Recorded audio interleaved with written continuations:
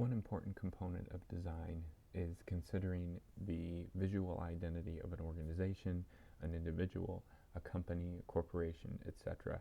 And one of the things that you might consider at this point in the term is how you might develop that for yourself, or, again, per client. A logo, though, is not a brand, unless it's on a cow, kind of a comedic joke about what that actually means. But a logo is only one part of a brand. For example, Coca-Cola, it's related to the packaging, it's related to the taste, the flavor, the sounds, anything you think about when you think about what you see, what you hear, what it feels like, what it tastes like. Those are actually maybe more about the brand. So the brand is only on a cow, technically. A logo is, just what's on the cow, which is something to think about.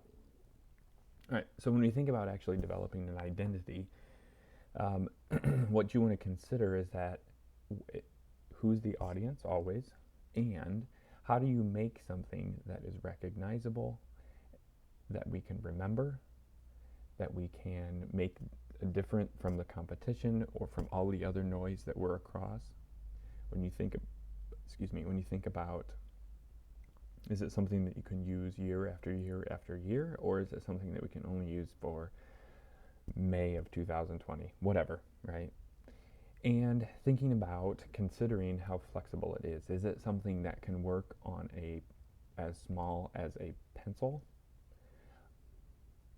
or a button, and then going as big as a billboard or an airplane or a building? How do you do that without losing quality or detail? Okay, so simplicity is a big important part of that as well, especially when you think about, is it small versus large? Okay, so what is a logo? Just real quickly, a logo is just a symbol. It helps us identify who the organization is, the product is, the individual is, etc. And it's something that can be used throughout a variety of solutions or outputs in design.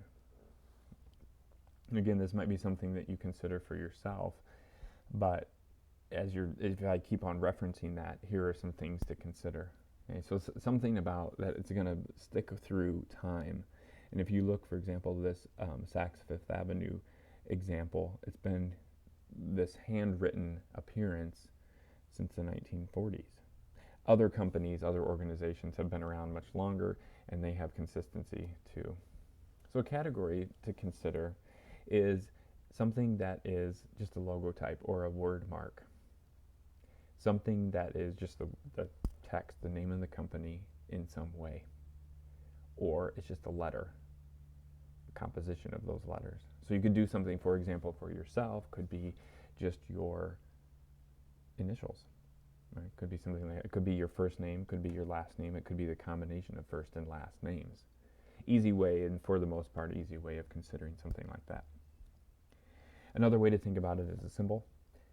Is there a symbol that represents you? Is there a symbol that represents a computer company or a network or a station or an organization? Is there a symbol? Is it something that is literal and recognizable, or is it something a little more abstract? Because when you think about abstract, that may give you some openness in terms of what you're going to create. These abstract symbols may not really be connected to like the bank or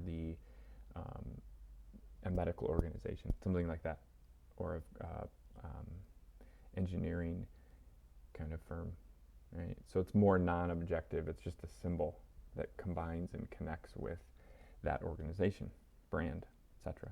Okay. Another thing to think about might be to use some kind of emblem, and it might be something that is more unique, more something that is not necessarily, it takes a little bit of meaning to be connected to the name. You know, it's a TV for TiVo, but is it actually a TV, right? So just kind of exploring that as an option. You might combine them in a new way. So thinking about the fact that glue comes from a cow kind of makes you, I remember that now. Okay. So again, just considering really, really, really basic, some combinations or some kind of mark that you might use for yourself. And you probably recognize some of these, just showing you some variety, that's all. of what some of marks can be. Now, these are bigger organizations. These are brands that you've probably connected with in some way, shape, or form based on your own interests, things like that. Okay.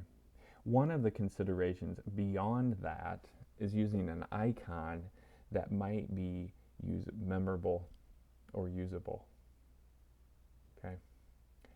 Again, there's probably more that you think about.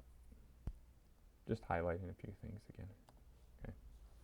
So maybe you consider something for this final stage of where you are, thinking about your name, not just a name, but your name, and you're a designer.